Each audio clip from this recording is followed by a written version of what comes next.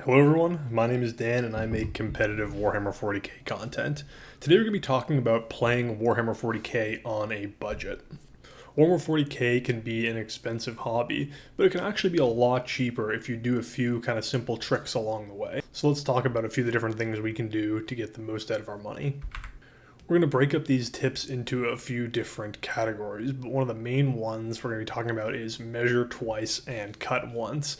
And when we talk about this in relation to Warhammer 40k, we're talking about getting the models you actually need and the army you actually want to play. So especially when we're talking about competitive Warhammer 40k, the meta changes pretty rapidly. One of the least favorite things I've ever heard people ask me is, what's the best faction? I want to get into 40k, so what's going to win me the most games? Because by the time you actually put them together, paint them, and learn how to play, they probably won't be the top tier faction anymore. Instead, the right way is to buy the army you think looks cool and plays in the same type of playstyle you actually want to play. And we could do a whole video just on how to pick an army for Warhammer 40k, but it really boils down to just three basic things. Do you like the way they play? Do you like the way they look? And would you be happy to paint them? One of the biggest wastes of money you can do is buy an army and learn you don't like it. Now there's some ways that we can recoup our losses that we'll talk about later, but at the end of the day, you want to pick one army and kind of focus on that, and don't be swayed by what is the flavor of the month, or maybe just one specific unit that's really good in the meta right now. Pick the army that you want to play long term. Games Workshop releases lots of package deals, whether they're battle forces or their kind of starter sets. The starter set is always going to be the most value for a Games Workshop product, and therefore the two factions that are in that starter kit are probably going to be the cheapest factions in that edition.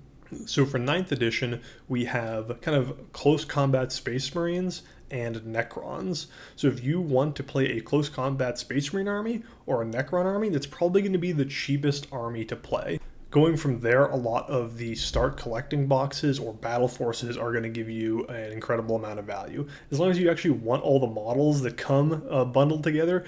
So for example, although the Indominus Space Marine set is no longer in print, you can still get a few copies on eBay. I was able to get two Space Marine halves for about $120 each, but they're going to closer to $150 right now. But each one comes with about 1,000 points of Space Marines. So if you get two of them and then kind of mess around with a few of your redundant pieces, you can actually get a solid 2,000 point army for less than $300. So for example, if you buy two of these Space Marine Indominus sets, you would have 2 units of 3 Eradicators, 2 units of 3 Outriders, 2 units of 10 Assault Intercessors, and then what I would do is I would turn the Blade Guard Captain and Lieutenant into regular Blade Guards, so that you'd have 2 units of 5 Blade Guard. I'd keep 1 Judicer. I'd turn 1 Judicer into maybe a Librarian with a few pieces and green stuff. And then I'd have 1 Chaplain, and then I'd turn maybe the 2nd Chaplain into a Captain with a few more conversions. And all of a sudden, I've got a actually pretty decent 2,000 point Space Marine army for very, very cheap. The cheapest army to play right now is probably Necrons, because they're bundled up with those Space Marines, and a lot of times people want the Space Marine half and not the Necron half. Some armies in 40k are just going to be more expensive. Generally, the more models that your army has and the newer it is, the more expensive it's going to be. So for example, something like a 2,000 point Horde army of Orcs or Admech is going to be really expensive.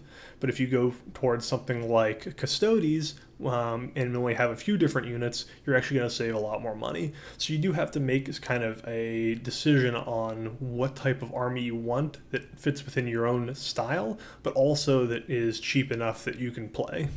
One of the ways you can fund yourself in this hobby is to sell your old models. So about 2 years ago, I bought the Sisters of Battle kind of promo kit. And I bought it from a guy on eBay for $140. I'll put the proof on this video here, and you can see that I had painted them. And this was when I was kind of just starting out painting, so they weren't painted very well at all. In fact, when I was reselling them later, I said, hey, these are poorly painted, like, you know, being upfront about it. So I bought that starter kit as well as an Exorcist for about $65. So you can see that total money that I spent on these Sisters of Battle was about $205. So I decided, you know what, I really don't like these models. I don't like painting them or their style or whatever, so I'm gonna sell them. So I sold them to a secondhand shop, and actually I sold them to a reputable secondhand shop, the Frontline Gaming secondhand store. Now I'm not sponsored by these guys at all, but I will tell you that they get my 100% seal of approval. I sent them pictures of my models, and I said, how much store credit would you give me? And they said $220. So I actually got more money in store credit towards Frontline Gaming than the amount of money I spent initially. And then of course when you add in shipping and handling, I essentially broke even with my models. Now Games Workshop models are very different than many other games because the resale value that they hold is incredible. If you look at a game like War Machine and Hordes, you're lucky if you can get 20% of the value you paid on a resale. Well, Warhammer 40k, generally you're getting 70 to 100%. Especially if you're asking for something like store credit from one of these places. So it's okay if you accidentally buy the wrong models or buy the faction that you didn't like, because you can always kind of resell them and recoup most of your losses. Especially if you're like someone like me who, at the end of the day, these are just plastic models, and you've played an army for a year or two, and you decide, you know what, I'm on to the next thing, and you don't mind selling them all off. You can essentially bounce from army to army as long as you're willing to sell your old models. Now, I highly recommend that you guys test your models before buying them. Especially when you're playing with your friends, no one really cares if you do a little bit of a proxy, just ask beforehand. So for example, I had these Invictors, and I wanted to try them as Redemptors. And I asked my opponent, he said, sure, and I tried it out for a while, and I said, you know what? I think I like these Redemptors more than Invictors, and I decided to buy Redemptors.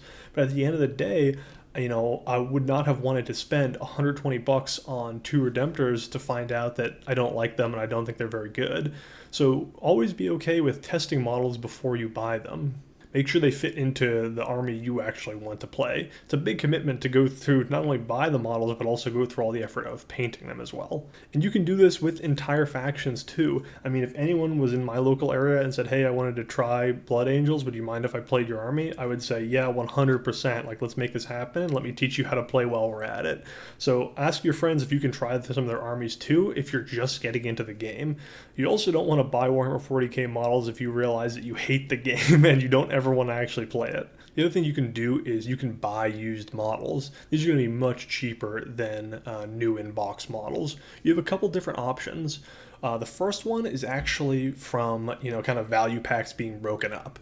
So one of the things you can do is you can buy a unit of like 3 Outriders for 25 bucks if you buy it on sprue that was broken down from one of those Indominus boxes.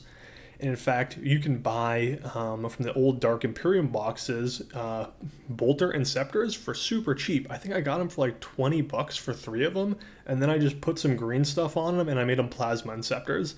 And people are out there, buying Plasma and Scepters, 3 of them for like 50 bucks, and I bought them for $40 for, 6 of them. So definitely look into buying used models.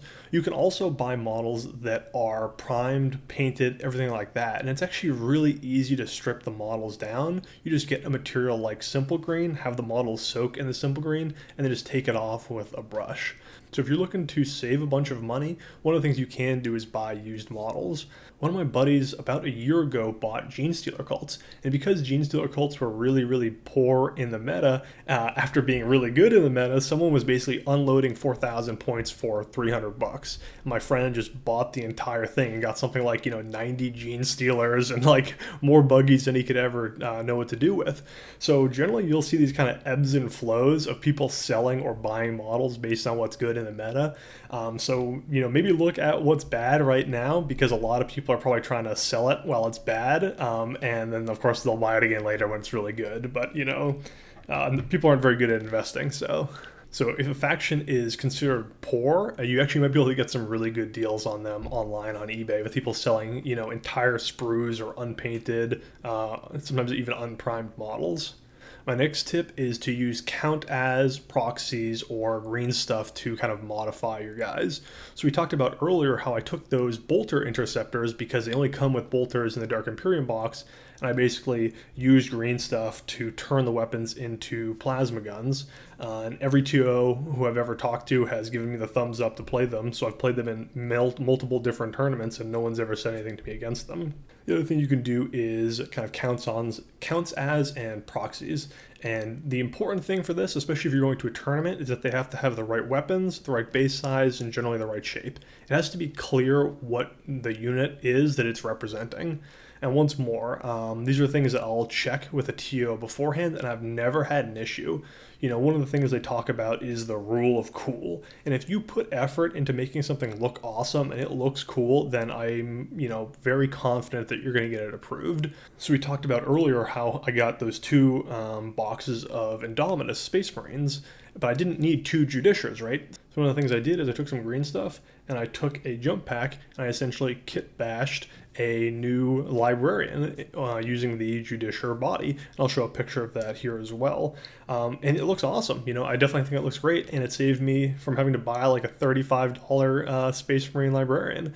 Here's just a little side tip, an honorable mention. If you're ever buying a character by itself, you're probably doing something wrong, because so many of them are really cheap and come in bundles. Like a Space Marine Lieutenant, never paid $35 for a Space Marine Lieutenant. So one of the armies I play is Thousand Suns, and I really don't like the way that Zangors or Chaos Spawn looked. And so I saw a lot of other people who have used kind of counts as Games Workshop models that stand in place of those models. So for example, for my Thousand Suns, I really didn't like how Chaos Spawn looked kind of more like Nurgle, and I wanted a Zinchi look. So instead, I took these kind of ghost models from Age of Sigmar, and I'll show some pictures of them here. And then I also have, instead of Zangors, I have Carrick Acolytes, which I kind of call like pre-mutation Zangors. And I think they look awesome, right? And I've never had anybody be confused as to what they were on the tabletop or say that I'm trying to game the system. If you take something like those green Armyman plastic toys and you pretend that they're Imperial Guard units, then yeah, you're probably going to get some pushback. But as long as your units look cool and you put some effort into it, I can almost guarantee you that it's going to get approved at any tournament. But when in doubt, always use Games Workshop product, which is why I really like a lot of the Age of Sigmar lines. Next tip is to magnetize and dry fit. As you know, Games Workshop likes to nerf things and then, buff things and nerf things back and forth. And one of the easiest ways to get around this is to ensure that you can swap out weapons.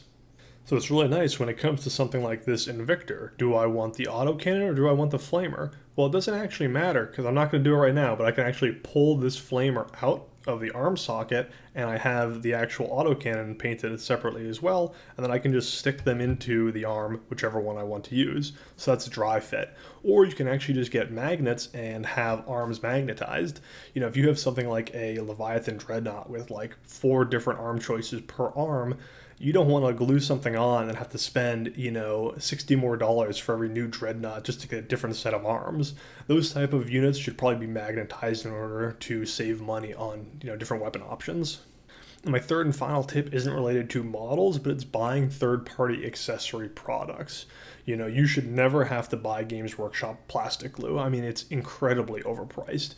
Even a lot of the Games Workshop paints I think are overpriced. I tend to prefer Army Painter myself. You can buy pre-made bases out of resin, and those can actually be relatively cheap too, or you can make your own bases with acrylic paste and corkboard. Don't feel like you need to buy Games Workshop brushes or Games Workshop paints or water cups or wet palettes to actually paint Games Workshop models. There's a lot cheaper options from third-party companies, and I highly recommend you use them. So please let me know in the comments below, what other type of money-saving tips do you have for people when it comes to Warhammer 40k? Thank you so much and have a wonderful day.